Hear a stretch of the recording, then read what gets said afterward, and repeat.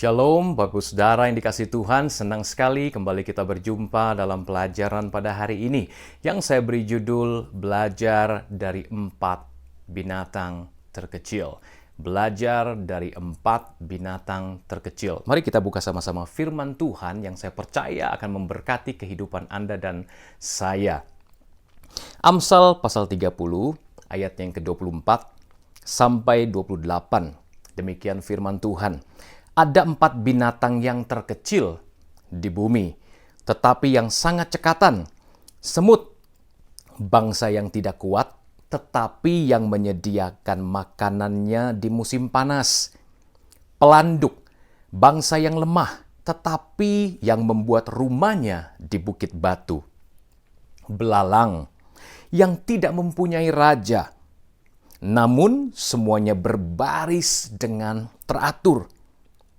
Cicak yang dapat kau tangkap dengan tangan, tetapi yang juga ada di istana raja. Nah, Bapak Ibu, dari keempat ayat ini atau 4 binatang yang Alkitab katakan binatang terkecil, ya, kita dapat mempelajari pelajaran yang sangat penting untuk pertumbuhan iman dan kerohanian kita. Kita mulai dari binatang yang pertama, yaitu semut. Alkitab bilang semut ini bangsa yang tidak kuat. Dengan kata lain, lemah. Nah, Bapak Ibu Saudara, mungkin hari-hari ini kita merasa kehidupan kita lemah atau tidak kuat. Entah dalam aspek apa Anda merasa lemah dan tidak kuat. Namun ada satu kekuatan yang Alkitab ajarkan. Sekalipun lemah, Alkitab bilang begini, semut itu menyediakan makanannya di musim panas. Nah, secara ajaib, Tuhan menciptakan hikmat di dalam para semut yang katanya lemah itu. Untuk mereka mengajarkan hikmat kepada kita. Bahwa dalam keadaan lemah seperti apapun, atau di aspek manapun dalam kehidupan, Anda dan saya tetap bisa menjadi kuat kalau kita mau belajar dari yang namanya semut ini. Kekuatan apa yang bisa kita pelajari? Atau hikmat apa yang bisa kita pelajari? Alkitab berkata dia menyediakan makanannya di musim panas. Sehingga ketika musim dingin datang, mereka tidak akan kelaparan.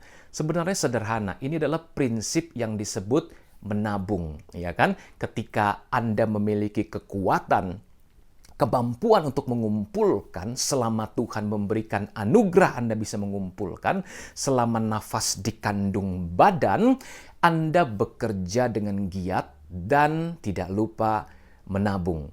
Nah, bicara soal menabung, tentu saja saya tidak ngomong soal di dunia ini saja, di mana perencanaan adalah bagian yang penting. Kita ingat salah satu pakar pemimpin terkemuka di dunia berkata bahwa orang yang gagal merencanakan adalah orang yang merencanakan kegagalan. If you fail to plan, it means you plan to fail. Ya. Itu bukan hanya bicara soal di bumi. Memang penting kita merencanakan keluarga kita, anak kita, mau sekolah di mana, kuliah di mana, dan sebagainya. Tapi di sini bicara soal yang lebih tinggi nilainya, yaitu bahwa kehidupan kita harus juga merencanakan atau menabung untuk masa yang kekal, bukan hanya untuk yang fana dan sementara. Ada kebanyakan orang kehilangan hikmat dari semut-semut ini. Mereka tidak mengumpulkan untuk masa yang kekal. Mereka meniru semut ini hanya dari segi kefanaan atau keduniawian.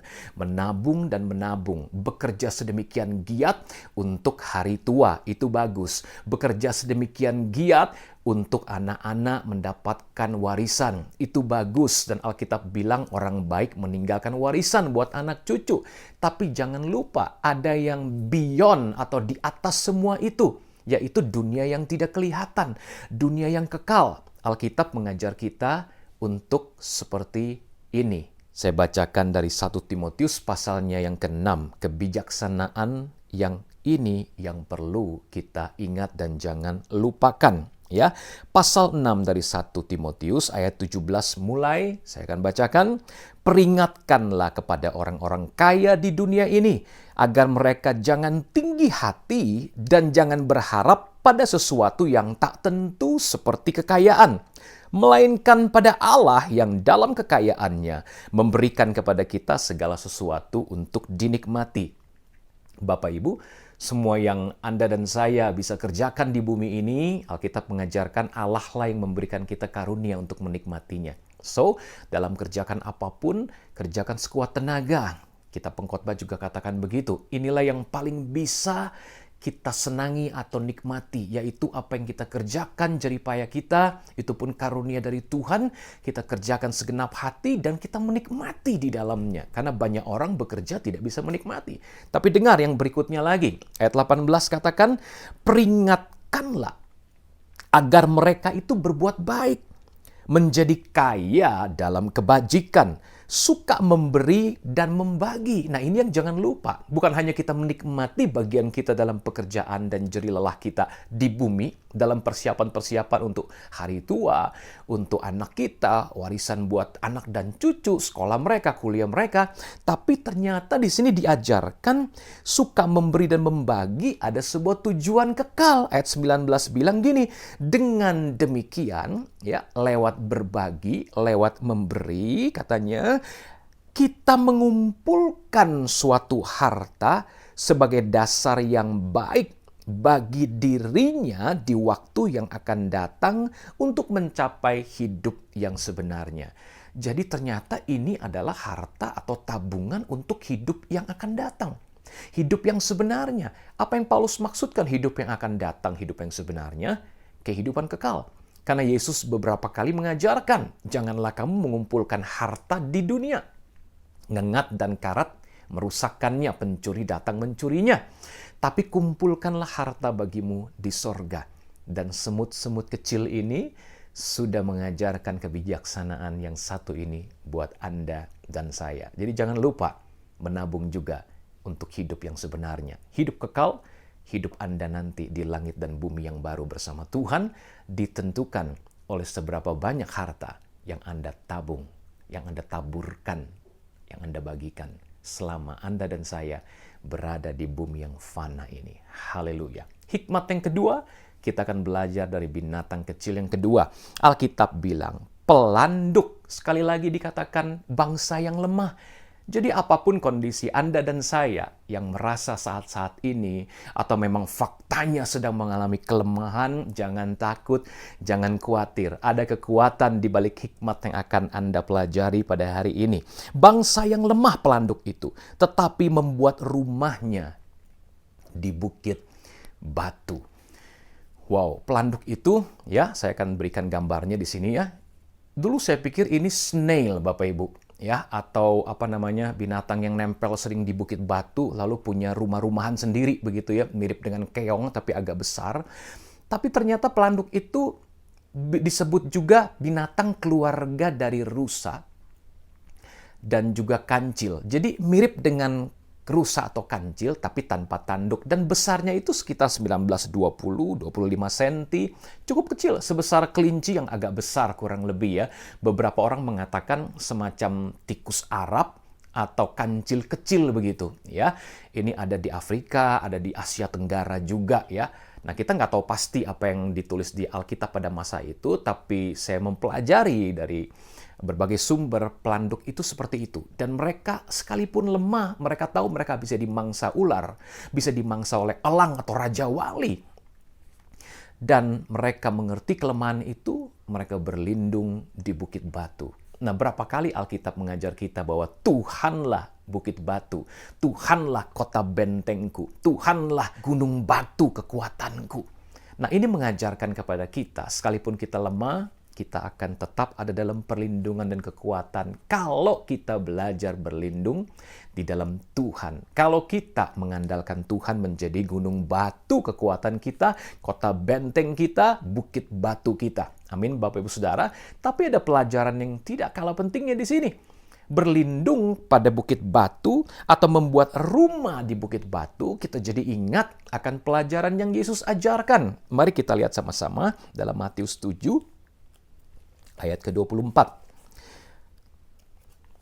Yesus berkata, setiap orang yang mendengar perkataanku ini dan melakukannya, ia sama dengan orang yang bijaksana, yang mendirikan rumahnya di atas batu. Perhatikan, rumah di atas batu. Persis dengan tulisan tadi, pelanduk ya.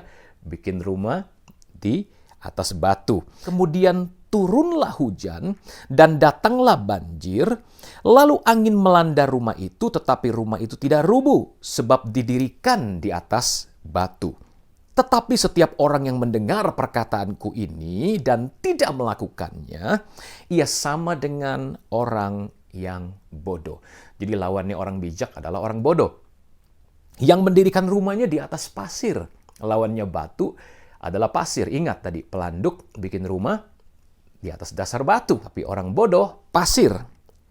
Apa yang terjadi ketika pasir yang menjadi fondasi rumah? Ayat 27, kemudian turunlah hujan dan datanglah banjir, lalu angin melanda rumah itu, sehingga rubuhlah rumah itu dan hebatlah kerusakannya. Sama, yang datang tantangannya sama. Ada hujan, ada banjir, ya kan? Kemudian ada angin, ya kan?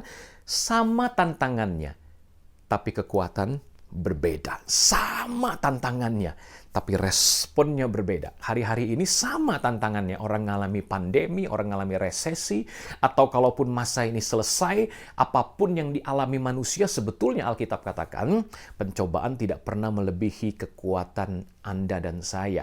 Tapi respon kita, itu menentukan. Nah, untuk punya respon yang tepat, yang kuat sekalipun di tengah kelemahan seperti pelanduk yang katanya binatang lemah tadi, pastikan Anda membangun rumah Anda di atas batu. Itulah orang bijaksana. Apa itu di atas batu? Setelah mendengar firman Tuhan, jangan cuman dengar, masuk telinga kanan, keluar telinga kiri. Atau masuk telinga kiri, boro-boro tembus ke kanan. Cuma numpang nyentuh, nempel doang, keluar lagi. Bapak Ibu, pastikan Anda dan saya oleh kekuatan Roh Kudus yang sudah dikaruniakan di dalam hati tiap orang yang lahir baru, bertobat dan percaya pada Yesus, Roh Kudus itu siap untuk menuntun Anda dan saya dalam seluruh kebenaran. Jadi dengar dan lakukan. Dengar dan lakukan. Itu namanya berlindung di atas batu. Itu namanya membangun di atas batu. Sekalipun dia bangsa yang lemah, pelanduk ini, tapi membuat rumahnya di bukit batu. Amin, Bapak Ibu Saudara. Itulah hikmat yang kedua dari binatang kecil. Yang kedua yaitu pelanduk. Bagaimana dengan hikmat yang ketiga? Alkitab bilang belalang yang tidak punya raja. Dia tidak membutuhkan raja. Karena Tuhan memberikan sesuatu di dalam hatinya. Satu hikmat. Hikmatnya bagaimana? Sekalipun tidak ada raja, nggak ada yang nyuruh-nyuruh, nggak ada yang paksa, nggak ada yang ancam dia, nggak ada yang pimpin dia, bayangkan. Namun semuanya berbaris dengan teratur. Nah, Bapak Ibu ini bicara soal apa? Kedisiplinan rohani. Betapa pentingnya sekalipun kita tidak ada yang lihat, tidak ada yang paksa, tidak ada pemimpin sedang di hadapan kita, ya kan? Pemimpin sedang tidak hadir, tapi kita belajar untuk tetap hidup disiplin. Karena kata murid Kristus, murid itu disciple. Orang yang disiplin berasal dari akar kata disiplin. Jadi kita perlu punya disiplin rohani dalam kehidupan kita. Dan ini kita bawa dalam kehidupan sehari-hari. Berdisiplin dalam makan, dalam tidur. Ya kan? Semuanya penting, bukan hanya untuk rohani tapi jasmani. Bayangkan kalau Anda bekerja tapi kurang tidur, nggak disiplin. Anda akan sakit. Bayangkan Anda makannya juga sembarangan, tidak disiplin. Anda akan sakit. Bayangkan Anda tidur kebanyakan tapi kurang olahraga. Makan kebanyakan, tidak olahraga juga. Tidak disiplin, Anda juga akan sakit. Semua kehidupan yang tanpa disiplin tidak akan membuahkan hasil yang baik. Ya, demikian juga dengan hal yang rohani. Kita melihat belalang ini dipakai loh dalam nubuatan Tuhan dalam kitab Yoel. Saya akan bacakan. Ya, Yoel pasalnya yang kedua, ayatnya yang ke-11. Dan Tuhan memperdengarkan suaranya di depan tentaranya. Pasukannya sangat banyak dan pelaksana firman-Nya kuat. Betapa hebat dan sangat dahsyat hari Tuhan. Siapakah yang dapat menahannya? Banyak orang nggak mengerti bahwa sebetulnya di balik pernyataan ini, Yoel sedang melihat suatu nubuatan, tapi juga dia sedang melihat sesuatu yang sudah terjadi, yaitu tulah atau wabah belalang yang melanda bangsa Israel yang saat itu tidak juga bertobat. Tujuannya supaya mereka merendahkan diri, bertobat, berpuasa, berbalik dari jalan yang jahat secara nasional. Ya, Tuhan kirim belalang. Kalau belalang sudah datang, itu mereka berbaris dengan rapi. Kalau Anda baca dari ayat 1, apapun dilewat semuanya habis, Bapak Ibu Saudara. Dan mereka disebut pasukan Allah yang hebat, pelaksana firman yang kuat. Kenapa? Satu kualitas yang Tuhan berikan pada para belalang ini. Mereka tertib, mereka disiplin, mereka berbaris, melompat, semuanya tanpa ada raja dan pemimpin. Mereka berjalan dengan hikmat. Itu sebabnya mereka jadi contoh pasukan yang Tuhan katakan pasukannya sangat banyak, pelaksana firman-Nya kuat. Bayangkan kalau ini juga menjadi suatu nubuat untuk kehidupan yang akan datang. Satu pencurahan Roh Kudus yang dahsyat. Kita yang belajar tertib, disiplin rohani dipakai Tuhan bagaikan belalang ini. Pelaksana firman kuat, pasukannya sangat banyak, revival, kebangkitan rohani, pencurahan Roh Kudus besar-besaran hanya akan tercurah dan memakai orang-orang yang mau disiplin secara rohani, murid-murid Kristus yang sejati, pikul salib, sangkal diri setiap hari, melatih tubuhku, kata Paulus, sedemikian rupa, supaya jangan sesudah aku memberitakan Injil, aku sendiri ditolak. Nah, jadilah orang-orang yang siap untuk dipakai Tuhan. Sekalipun tidak ada raja dan pimpinan, tapi kita mau tertib, kita mau disiplin. Banyak kali dalam perjanjian baru juga, Paulus menegur orang-orang yang hidupnya tidak tertib, tidak bekerja, ya kan? Tertib hidup keselamatan itu perlu diajarkan, kata Rasul Paulus. Banyak sekali contoh ayat-ayat pentingnya kehidupan rohani yang tertib dan disiplin. Dikatakan juga bahwa Roh Kudus ada roh yang membangkitkan ketertiban dan kasih. Jadi penting sekali kita melatih diri kita sedemikian rupa untuk dipersiapkan jadi pasukan Allah yang luar biasa, pelaksana firman-Nya yang hebat. Amin Bapak Ibu. Yang terakhir, yang keempat, cicak. Terjemahan lain laba-laba. Tapi saya anggap keduanya sama walaupun bentuknya jelas beda jauh, jenisnya juga. Kenapa? Alkitab bilang yang dapat kau tangkap dengan tangan. Artinya nggak susah-susah banget kalau menangkap cicak ataupun laba-laba. Ya. Terus yang terjadi adalah begini, sekalipun dia lemah karena dapat ditangkap dengan tangan, artinya dia tidak kuat. Sekali lagi, apapun kondisi Anda, kelemahan Anda hari-hari ini, di aspek manapun, ada kekuatan di balik hikmat Tuhan. Alkitab bilang, sekalipun dapat kau tangkap dengan tangan, tetapi juga ada di istana-istana raja. Betul, Anda bisa temukan laba-laba dan sarangnya di istana raja. Di rumah orang miskin ada, tapi di rumah orang kaya juga ada. Ya kan? Cicak juga demikian. Di istana raja ada, bukan hanya di rumah orang susah. Di rumah orang-orang kaya juga cicak ada. Ya kan? Di rumah kita cicak udah ditangkepin, dilempar berkali-kali, tetap ada lagi, ada lagi. Tapi ada sesuatu yang menarik ketika Alkitab mengatakan dia ada di istana-istana raja. Mari kita lihat apa maksudnya, hikmat apa yang bisa kita pelajari. Amsal 22, ayat yang ke-29. Pernahkah engkau melihat orang yang cakap dalam pekerjaannya? Di hadapan raja-raja ia akan berdiri, bukan di hadapan orang-orang yang hina. Ternyata Alkitab mengatakan, bicara soal di hadapan raja-raja, berarti ada di istana-istana raja, itu kita bicara soal menjadi cakap. Artinya hikmat yang keempat dari binatang kecil keempat yang walaupun lemah dapat ditangkap dengan tangan dengan mudah, Bapak Ibu, bicara soal apa? Jadilah cakap. Cakap itu dalam bahasa asli di sini, bahasa Ibrani adalah mahir. Nah, tidak heran kalau orang dalam bahasa Indonesia kita juga pakai kata mahir. Orang itu mahir banget ya. Misalkan mahir memasak, mahir melukis ya, artinya pandai, skillful banget dalam hal tersebut.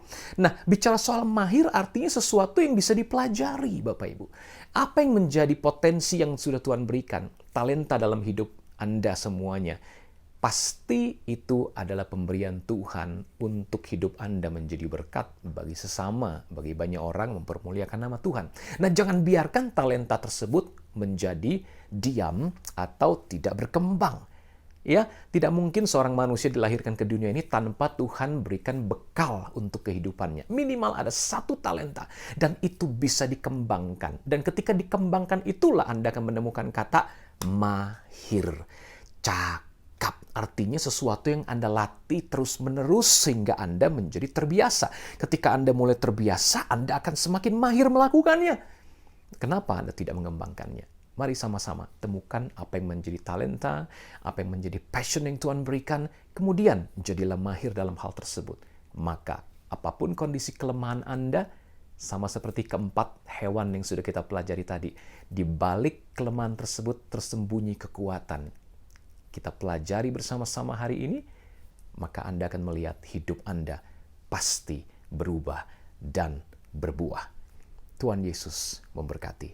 Mari kita berdoa. Bapa di sorga, kami mengucap syukur. Hari ini Engkau memberikan kami hikmat. Engkau mengajar kami dari keempat hewan yang kelihatannya lemah, kecil. Ternyata ada kekuatan tersembunyi yang bisa kami pelajari. Demikian juga dalam kehidupan kami.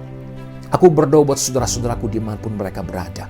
Saat ini kondisi lemah apapun yang sedang mereka alami, buat mereka mengerti dan menyadari ada potensi yang ajaib, yang dahsyat yang sudah Kau letakkan dalam diri mereka. Melalui hikmat Tuhan mereka akan temukan dan menggalinya sedemikian rupa. Sehingga di balik kelemahan selalu ada kekuatan yang ajaib, yang luar biasa yang sudah Tuhan sediakan. Dan lewat semua itu hidup kami sungguh akan menjadi berkat bagi banyak orang. Dan nama Yesus dipermuliakan. Dalam nama Yesus, kami berdoa, kami mengucap syukur buat anugerah dan hikmat-Mu pada hari ini. Sama-sama percaya kita katakan, amin. Sampai jumpa lagi di dalam pelajaran berikutnya. God bless you all.